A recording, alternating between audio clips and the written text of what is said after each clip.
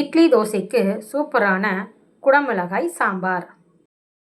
தேவையான பொருட்கள்: துவரம்பருப்பு அரை கப், குடமிளகாய் 2, சாம்பார் பொடி அரை ஸ்பூன், வெங்காயம் தக்காளி தலா 1, எண்ணெய் 1 ஸ்பூன், கடுகு 1 ஸ்பூன், பெருங்காயம் 1/4 ஸ்பூன், புளி பேஸ்ட் 1/4 ஸ்பூன், கருவேப்பிலை கொத்தமல்லி சிறிதளவு, காய்ந்த மிளகாய் 5, உப்பு தேவையான அளவு, நெய் 1 ஸ்பூன்.